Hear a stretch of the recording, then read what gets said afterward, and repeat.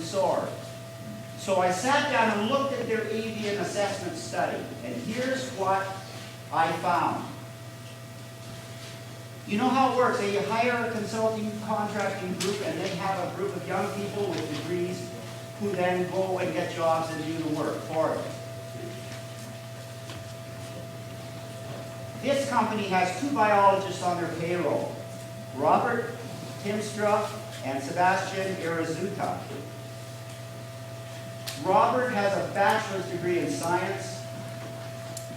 I'm asking DP Energy, who was the team leader of this important avian study? Who were the field workers? They weren't identified in the assessment report. What were the degrees of the field workers and the diplomas of the field workers, and what was the degree of the team leader? They said they had an ornithologist. They didn't identify the ornithologist. They didn't give us the credentials of the ornithologist who was studying raptors. PhDs in the group? I'm just asking these questions. If you want- I have the floor right now. No, just whatever forum we do, I mean, we will answer those questions. Yes, I told We you. I'm can going to answer sit down. them, answer them now, or what I would appreciate those. All right, that would be fair. No, no. Let's answer them now. If you want to answer them now, that's fine. If you want to do them later on and go through them with. No, I mean, these people would like to hear some of these answers. We'll try and answer as many as we can. Okay, so who's the team leader? The avian studies go back to 2008. Yeah, 2007, 2008. Were you? Tom? I wasn't the lead at that time. I've been managing the project for the environmental assessments presently. 2007, October, September 2007, and in the spring of 2008 and the summer breeding season of 2008, who were the guys out in the field leading the survey? Rob Timstra. Rob Timstra, Bachelor of Science, Yeah, he was in the field. a Bachelor of Science in Environmental Studies from the University of Waterloo, which doesn't have a very good biology program. I know that, okay? It's a great university, but their biology program isn't renowned in our province here. Okay, who were the kids or students? Did you have students or did you have adults as the field survey workers? It was Rob himself. He did this all himself. Yes. One person. Well, guys. whoa. That is unbelievable when you hear what I have to say further on, okay? All right. Who was the ornithologist? I don't recall. No, there is an ornithologist you referred to. Was it Rob? I believe that's who's being referred to. Yes, Rob is an ornithologist all of a sudden. Do you see? I'm only on my first question that you get a sense of what this aviation assessment report credibility is all about. Let me move on. Okay, Again, in fairness, Rob, we submit those reports and they were accepted, they were reviewed, edited, No, accepted. believe me, Ministry of Natural Resources. Believe me, MNR, MOE, and Environment Canada are getting this document, and so are you. Besides which, we don't And trust so- the MOE. And so are our public politicians who are responsible for getting this document that we're talking about. Okay, all right. You don't know if Rob was trained in identifying birds by song or sight, do you? He does. Okay, the answer is yes, because he has to be. Yeah, both. Okay, all right.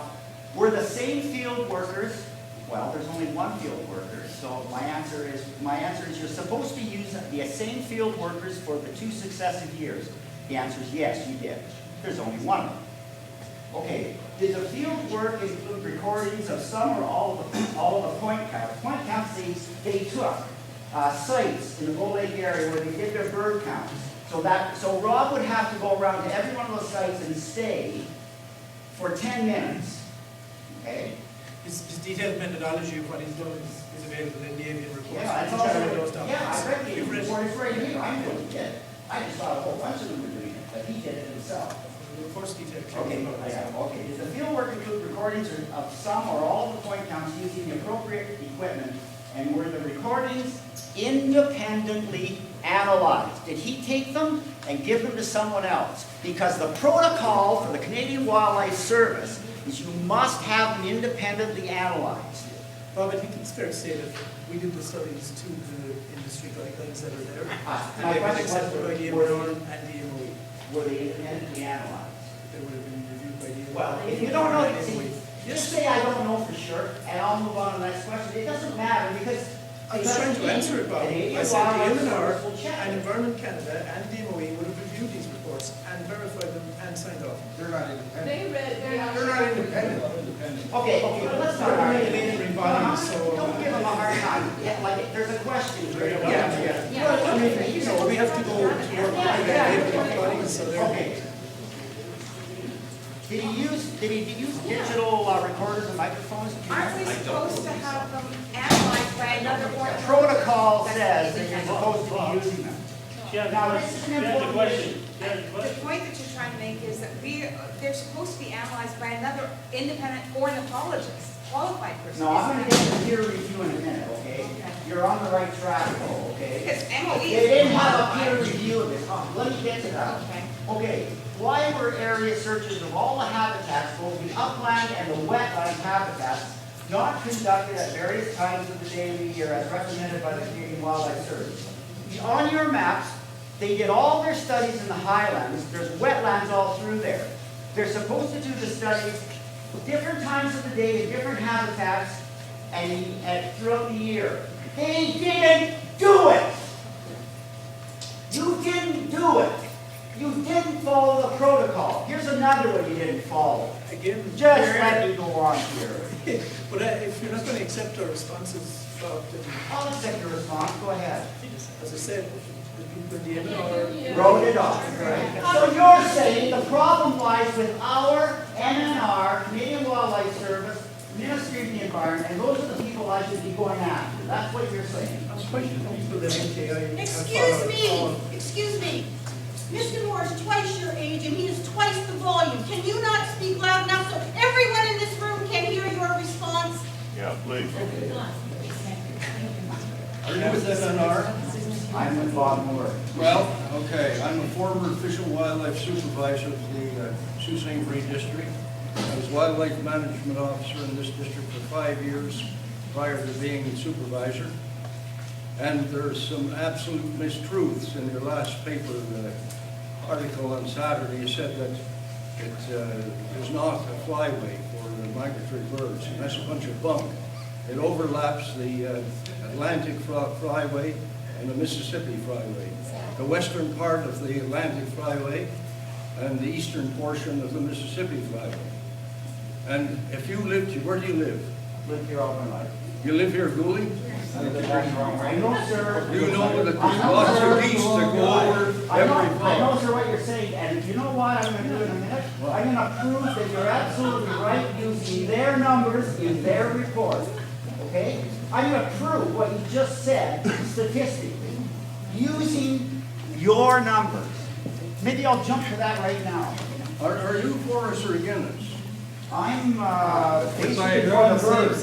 You're for the birds. I'm for the birds.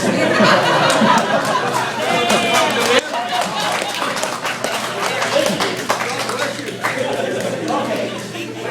I've been told that before the birds for a long time. Okay, let's talk about the birds. Okay, what I want to concentrate on is your fall migration counts, because in that fall count, in the Sioux Star, the vice president, or the president of Vortex basically said what he said, what he was criticizing was, this isn't a flyway and we don't have to worry about it. That was in the Sioux Star. This one-man Rob went out on 6 partial days. Some of those days were for 2 hours, 1.5 hours. Some of them were for 4 hours. The longest time he ever was out was for 5.5 hours. On 6 days, it adds up, folks, that this Rob, or the ornithologist Rob, with the Bachelor of Science degree in Environmental Studies, spent a total in the months of September and October of 20 hours counting birds. He counted 739 birds that passed his point locations. That's an average of 40 birds flying by an hour.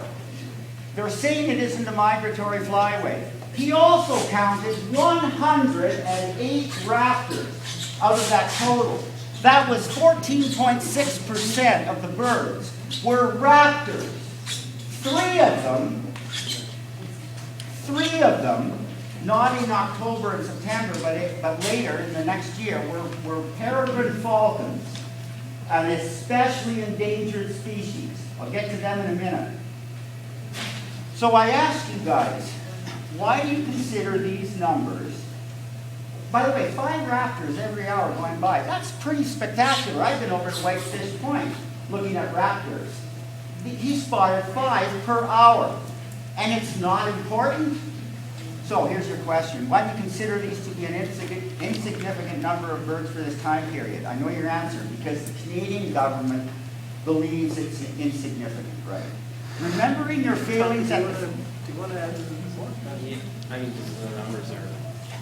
The numbers are your numbers. Themselves. Yeah, I mean, they Numbers speak are- for yeah, themselves, we're not- right? It's not just- Remembering your failings at, the frequency of counting too is an issue. It's just a disgusting, shoddy scientific study. I know you're getting tired. I've got pages and pages. I'm not even going to continue. They're going to get it all. But listen, I'm going to the end. My daughter is a Master of Science in biology and zoology, a graduate of Guelph University, one of the best universities for that particular program.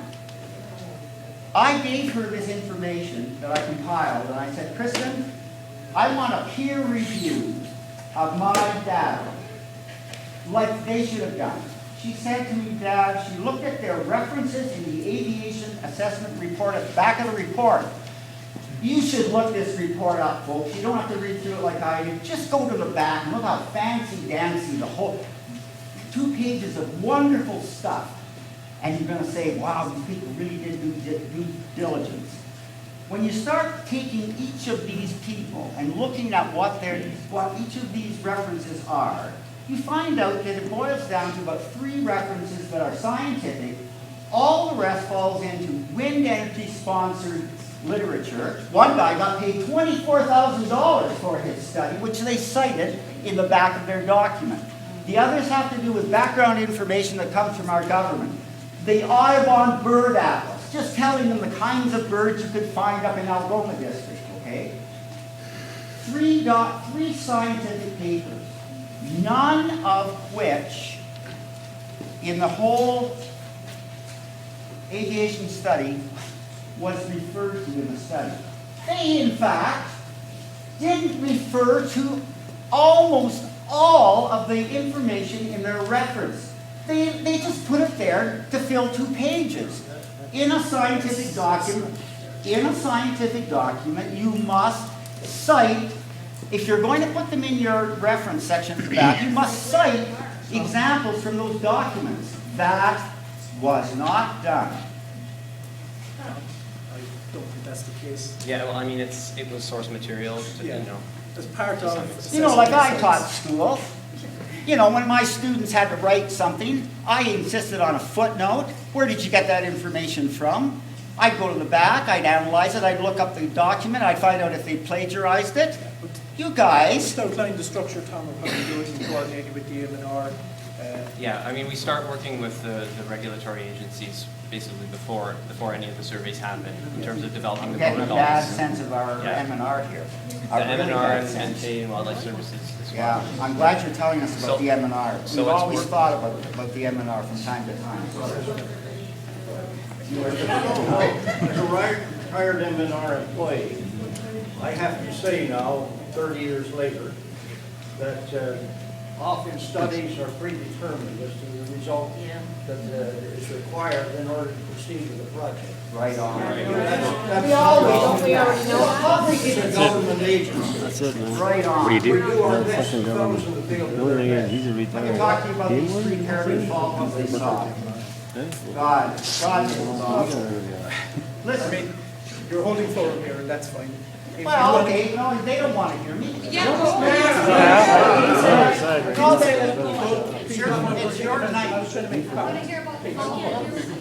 If you want to meet Rob, I just like them to hear about the falcons. if you want to meet Rob, if you want to meet Rob Timstra and go through the work and meet the MKI, the other people who are involved in the report, that's fine. We can do that. We can arrange for that. I do, I really do. I'd like some assurance, because I read the field notes this fellow wrote, Yeah. and he said he encountered Tulloch employees who have been working in the area. So what kind of resident bird population do you think you're going to count if you've had people with heavy equipment and chainsaws throughout the area? No, the Tullocks are designer, engineering people they were doing design work there. And, I mean, you know, that's a forest site, so there's always forestry activity there, but the Tullock people were designing the roads, so that's how they did it. There's two issues about So they weren't going Paragon around you the should all machinery. hear. It's just a microphone. The first I mean, issue we can is, arrange the, you should hear this, don't let him stop, please. You should hear this. we're not trying to stop. Are you not here to listen to us? Okay, well then, listen Okay, to us. No, okay. You'll respond to this, I'm sure. These are this is data that you might want to challenge. In the Lake Superior Basin, there's 43 nesting pairs of peregrine falcons. That's 86 birds in the Lake Superior Canadian side of the lake. That represents 59% of all the peregrine falcons in the province of Ontario on our lakeshore. Now, they cited 3 birds in October 2007 out of the 86, and that's 3.4%. Geez, that's only 3.4%. That's insignificant. What's significant about this is that along the shore of the lake, in the park, there's 7 nesting sites, 7 nests they've identified. And these 3 peregrine falcons that were cited, if we were to lose 3 peregrine falcons out of that base of falcons that are up there near the park, the biodiversity of that peregrine falcon population would be compromised. It sounds like a small number, but it isn't. It's huge. We can't take a chance on the peregrine falcon situation in the park. They didn't address in their report anything about the nesting sites and how far the closest turbines would be, because there's a protocol. That is incorrect. There's a protocol that says a lot of stuff about that. And I looked at Colorado, South Africa studies of ranges of birds from their nests. And believe me, we're talking in the 20-kilometer range from the nest site to where they go to forage. In all these studies, there's never been a study in Ontario done on foraging sites for peregrine falcons from their nests. We rely on data from around the world. We need this study done before Bull Lake goes in there. Otherwise, we have no idea how these turbines are going to affect this range of the falcons. Again, Bob, there has been the sites where the nests were identified, the impacts were assessed, and that is documented, Tom, in your draft RIA document. Some of them. We're quite happy to sit down with you and go through these. I'll look at that. So far, everything has been studied to your satisfaction, not ours. Well, it's to the M&R and MOE and Environment Canada. I mean, I don't want to repeat myself. that's not, I suppose the point I'm making is that's not to our satisfaction, that's to their satisfaction. I'm not trying to say anything more. It's unsatisfactory. And As you I say, we've realize, done it to you their realize that requirements. the laws have been changed to be to your satisfaction, because What the you're wind saying industry is, has whatever the always Ontario changed government our lets you democratic away rights. with, you'll do it. Right on. Right? The Green Energy Act does not allow local municipalities to have input into, I mean, there's consulted the way we're being consulted. But to me, based on the research I did to follow up on citations that were made, for instance, the Scottish National Heritage Group, when you actually read the document that is quoted, you find out things that actually contradict the conclusions that Bull Lake reached. So that in fact... Again, if you can point them out to us, we can sit down and look at that again. Well, I was in correspondence with Mr. DiPietro for quite some time, and I found it ultimately too frustrating. He recommended I go and read your documents, and that's where I found this reference, which appears to be a way of clouding the issue. As he said, there is a huge amount of material cited, and how do we, with not a collective expertise here, go through all of that material? And some of it is completely ass backwards. It does not come to the same conclusion fundamentally about this area. You cite Delabole as being a tourism comparison. They had the first wind farm in the UK, and they had how many visitors? Except that when you research Delabole on the internet, you find out that their big tourist attraction is a giant pit in the ground. It's a quarry, for God's sake. And when you go to visit a quarry, it seems to me that you wouldn't mind going and seeing another industrial thing like wind turbines. Except the novelty wore off in 3 years. The government had invested £5 million in a tourist centre. We've addressed the tourism aspects of things. You addressed it by subterfuge. You wanted to say, we don't agree with this. We've given examples of Delabole. It has no that was comparison. one example. There's examples in Scotland, Ireland. Yes, Scotland. other I'm European quoting the locations. Scottish John Muir Society. This isn't Europe. There's studies in the US. This isn't the States either. This is where we live. I would like to ask one question. When Mr. Moore was talking about the study about the birds and that there are protocols to follow, if you're really that concerned about energy and the environment, wouldn't you follow the studies whether or not the Canadian government allowed you to kind of swoosh by them? Again, we've used qualified people to do this work. Mr. Moore wants to question their credibility and qualifications. I think, in fairness, He's not questioning their qualifications. He's saying that the protocol says that you must have it reviewed by a peer equal, that isn't an ornithologist. You did not follow that. So, like, that's what let I'm us saying. arrange a meeting with Mr. Moore, with Rob, and explain the methodology. Simple yes or no. Was your report reviewed by another ornithologist? No, it wasn't. In There we have it. But it would have been in DMNR. I can say, The The MNR MNR is not an responsible ornithologist. for reviewing and approving your reports. DMNR and You are responsible. Tom, sorry, just had some voice time. You're the You, the consultant. proponent, are responsible for doing all these studies Yes. and for making sure that they are correct. Yes. The government has set it up so that we don't have to spend tax money to go and back check all these reports that you make, and you're not doing it right. And the government doesn't want to check it. They And they're they quite do. happy. You are correct. I And don't- there's evidence that the government does not do it right. We have Wolf Island, Yes. which is killing birds massively. Target date for this is 2013, right? For a construction operation? 2013. Well, there's an election in October. Don't forget that anyway. Please remember there's an election in October. Exactly.